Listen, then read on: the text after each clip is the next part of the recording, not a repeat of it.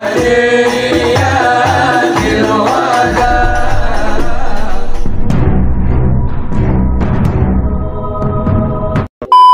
satu majelis gak percaya, masa Nabi hadir beneran? Gak percaya, bikin majelis di tengah-tengahnya ditutup dikasih pasir. Kemudian setelah dibacakan maulid dibuka, ternyata pasirnya banyak injekan kaki, dan itu injekan kaki dari Rasul Shallallahu Alaihi Wasallam bersama keluarganya, sahabatnya, dan orang-orang saleh. Nabi hadir.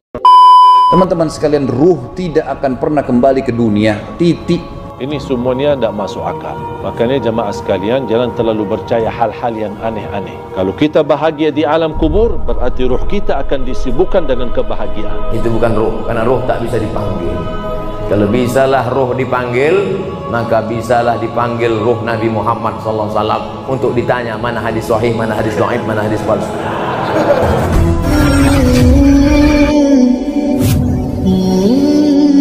Bismillahirrahmanirrahim. Assalamualaikum warahmatullahi wabarakatuh. Alhamdulillah, jumpa lagi bersama saya, Reski Maisha Putra.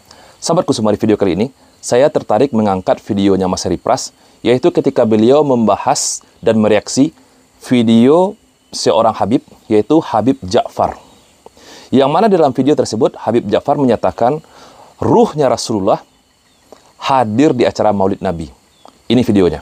Dengan membacakan Maulid Nabi atau mengadakan Maulid Nabi, Nabi Muhammad hadir ke situ, rohnya hadir. Beliau Habib Ja'far ini, teman-teman, menjelaskan kepada jemaahnya bahwa Rasulullah, keluarganya, bahkan para sahabatnya, ruhnya hadir di acara Maulid Nabi. Ini adalah perkara khurafat yang tentu saja sangat membagongkan bagi kita semua. Nah, bagaimana videonya, teman-teman? Mari kita simak video berikut ini. Kehadiran Nabi itu tidak mesti secara fisik. Tidak Karena fisik. kalau secara fisik gak adil. Nabi cuma hadir 14 abad yang lalu 14 secara abad fisik. yang lalu, betul. Karena itu yang dimaksud ayat ini, tentu kehadiran Nabi secara batin juga. Bagaimana menghadirkan Nabi secara batin? Ya melakukan majelis-majelis seperti ini. Nah, dia menjelaskan kepada jemaahnya bagaimana cara menghadirkan Nabi. Maksudnya di sini adalah menghadirkan ruh Nabi atau secara batin. Nah, beliau menyatakan tidak mungkin Nabi hadir secara fisiknya. Karena tentu saja Rasulullah sudah meninggal dunia atau wafat. Nah, di sini teman-teman, beliau menjelaskan Nabi hadir ruhnya di acara Maulid Nabi. Kita lanjutkan. Bacakan Maulid Nabi Muhammad Sallallahu Alaihi Wasallam sehingga kata Sayyid Muhammad bin Ali Al-Maliki, tidak dibacakan Maulid Nabi Muhammad Sallallahu Alaihi Wasallam kecuali Nabi hadir di tempat itu. Kecuali Nabi hadir di tempat itu. Luar biasa. Ada satu majelis gak percaya, masa Nabi hadir beneran? Gak percaya, bikin majelis di tengah-tengahnya ditutup. Ditutup dikasih pasir.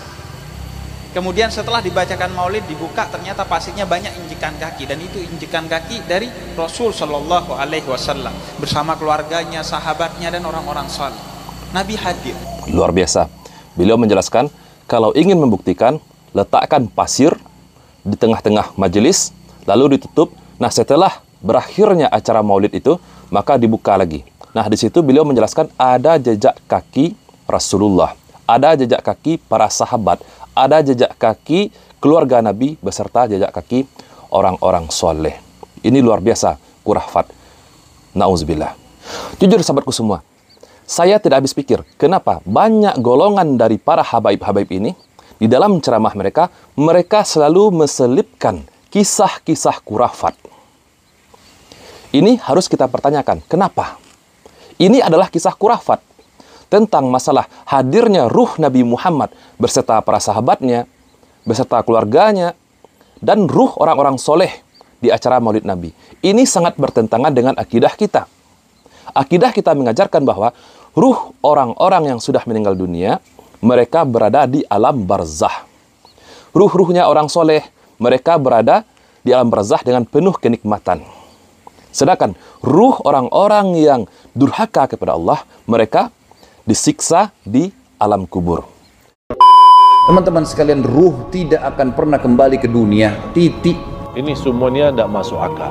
Makanya jemaah sekalian, jangan terlalu percaya hal-hal yang aneh-aneh. Kalau kita bahagia di alam kubur, berarti ruh kita akan disibukkan dengan kebahagiaan. Itu bukan ruh, karena ruh tak bisa dipanggil. Kalau bisalah ruh dipanggil, maka bisalah dipanggil ruh Nabi Muhammad SAW untuk ditanya mana hadis sahih, mana hadis dhaif, mana hadis palsu.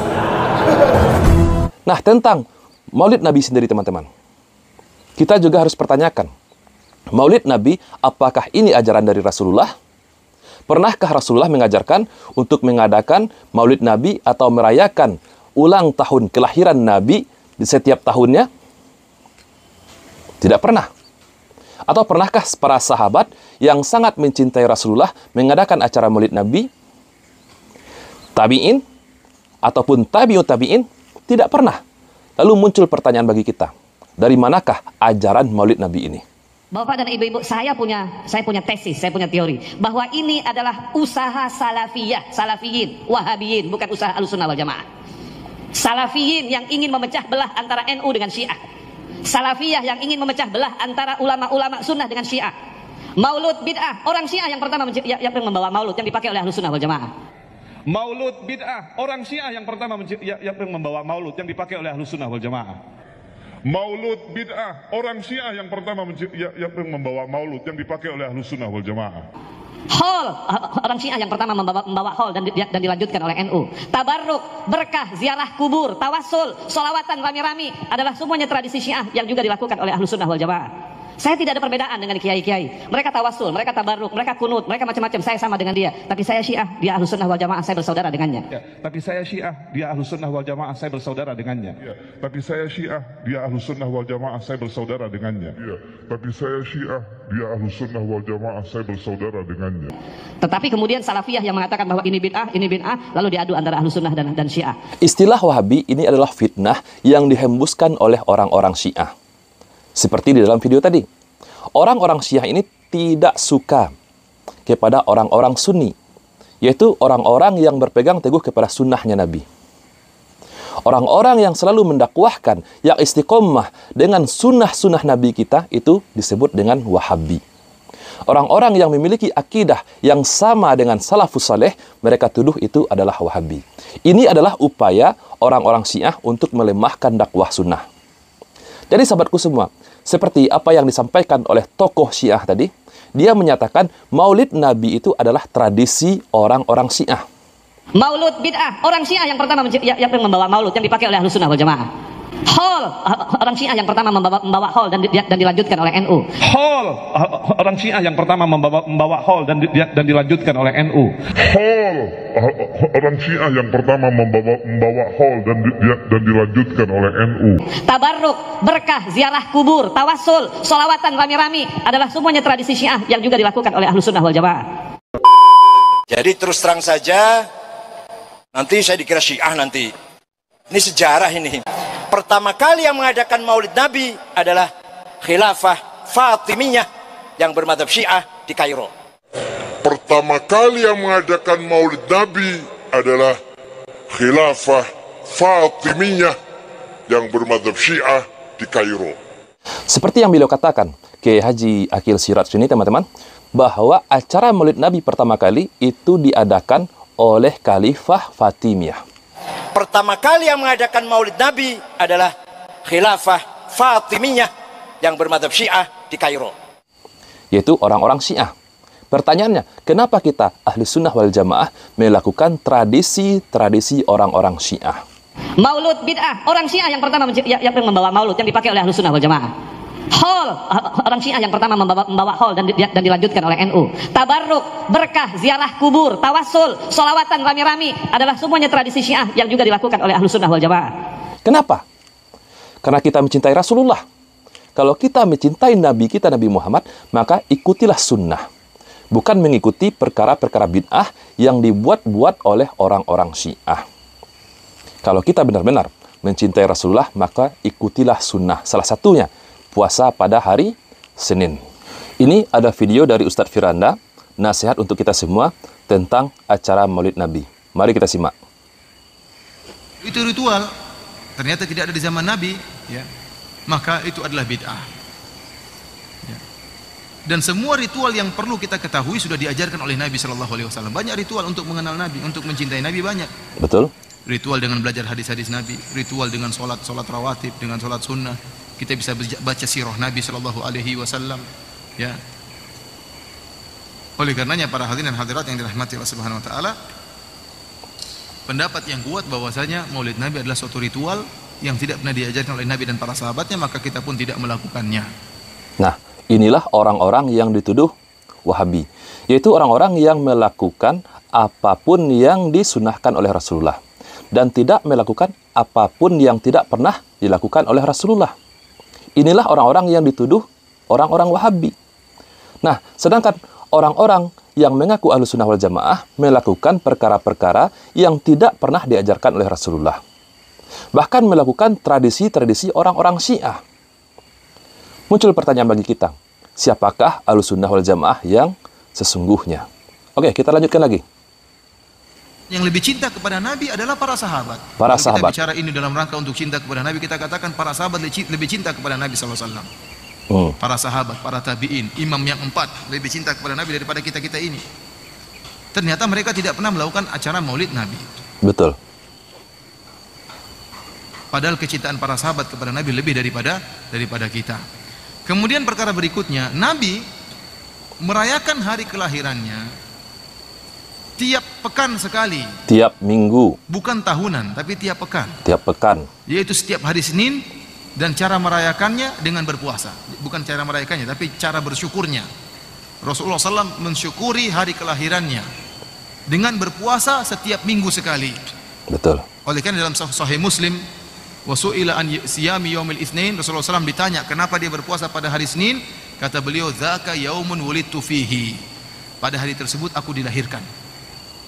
Nah, inilah cara yang diajarkan oleh Rasulullah, yang pernah dilakukan oleh Nabi kita, cara mensyukuri hari kelahirannya. Bukan tiap tahun, tapi setiap pekan. Dengan cara puasa pada hari Senin. Pertanyaannya, apakah kita sudah mengamalkan puasa pada setiap hari Senin? Ada sebagian dari kita menyatakan bahwa, oh itu kan hanya puasa sunnah, Ustadz. Betul, itu hanyalah puasa sunnah. Tapi ketahuilah, Nabi kita melakukan demikian. Nabi kita puasa pada setiap hari Senin sebagai wujud syukur atas kelahirannya, yaitu Nabi lahir pada hari Senin. Kalau kita benar-benar mencintai Rasulullah, maka kita lakukan apa yang dilakukan oleh Rasulullah. Kita lakukan puasa sunnah pada hari Senin, bukan kita rayakan setiap tahun. Nah, teman-temanku semua, tentang perkara Maulid Nabi sendiri, ini juga ada sebagian ulama dari kalangan Asy'ariyah membolehkan, yaitu sebatas menceritakan kisah-kisah Nabi. Menceritakan bagaimana sirah Rasulullah ketika Rasulullah lahir, bagaimana perjuangan Rasulullah sampai Rasulullah wafat. Menceritakan kisah Rasulullah. Tapi yang kita lihat sekarang, teman-teman, banyak perkara-perkara yang mungkar yang ada di acara Maulid Nabi. Seperti acara dangdutan, diiringi dengan musikan, berjoget-joget di acara Maulid Nabi. Bayangkan teman-teman, di acara Maulid Nabi ketika harusnya kita menceritakan sirah Nabawi, bagaimana kisah kelahiran Rasulullah, diadakan acara joget-joget diiringi oleh musik. Ini adalah perkara mungkar. Nah, ini harus dihilangkan teman-teman. Perkara-perkara yang mungkar di acara Maulid Nabi. Bagi teman-teman yang masih tetap ingin mempertahankan tradisi Maulid Nabi ini. Nah, bagi saya sendiri teman-teman, saya lebih sepakat dengan pilihan orang-orang yang tidak melakukan perayaan pada acara Maulid Nabi. Saya lebih sepakat dengan pernyataan Ustadz Firanda tadi. Nah, teman-teman semua, silahkan teman-teman memilih masih mengikuti acara Maulid Nabi atau menghentikannya. Tapi kalau menurut saya yang bodoh ini teman-teman, yang lebih amannya kita mengikuti sunnah Nabi kita. Apa yang dikerjakan oleh Nabi, oleh para sahabat, oleh tabi'in dan tabi'ut tabi'in, itu kerjakanlah. Menurut saya yang bodoh ini, agar lebih amannya. Apa yang tidak dikerjakan oleh Nabi, yang tidak dikerjakan oleh sahabat, oleh tabi'in, tabi'ut tabi'in, maka jangan kerjakan teman-teman. Kita khawatir jatuh kepada perkara bid'ah. Nah, semoga video ini bermanfaat untuk kita semua. Saya Reski Mesa Putra, barakallahu fikum. Assalamualaikum warahmatullahi wabarakatuh.